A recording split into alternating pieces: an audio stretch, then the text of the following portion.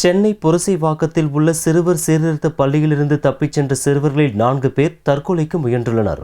சென்னை புரசைவாக்கம் அருகே கெல்லிஸ் அரசு சிறுவர் கூர்நோக்கு இல்லத்தில் திங்களன்று சிலர் தப்பிக்க முயன்றனர். அப்போது ஏற்பட்ட மோதலில் அங்கிருந்த 32 சிறுவர்கள் மதில் சுவரின் மேல் ஏறி தப்பிச் சென்றனர். தகவலறிந்த போலீசார் தப்பியோடிய சிறுவர்கள் 29 பேரை பிடித்து சீர்திருத்த பள்ளிக்கு கொண்டு வந்தனர். அப்போது 4 சிறுவர்கள் பிளேடு, கத்தி மற்றும் பாட்டிலால் கழுத்தை அறுத்து கொண்டனர். உடனே 4 பேரும் சிகிச்சைக்காக மருத்துவமனையில் அனுமதிக்கப்பட்டனர். கூர்நோக்கு இல்லத்திலிருந்து கடந்த 2 ஆண்டில் 100 சிறுவர்கள் தப்பியுள்ளனர். அதிக நாட்கள் ஒரே இடத்தில் அடைத்து வைப்பதும் நீதிமுறை சட்டத்தின்படி இல்லங்கள் அமைக்கப்படாததும் சிறுவர்களை தப்ப தூண்டுகிறது என்று சமூக ஆர்வலர்கள் கூறினர்.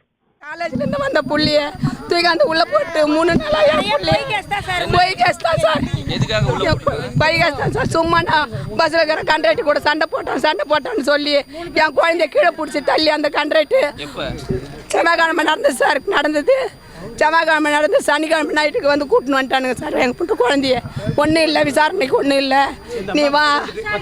காலில் கூட காலில் போய் நின்றபடி ஒன்று சார். என் பிள்ளைய காப்பாற்றுங்க, என் பிள்ளை தப்பு செய்யாதுவேன், என் பிள்ளைய காப்பாற்றுங்க. நம்ம நின்னபடியே ஒன்று சார்.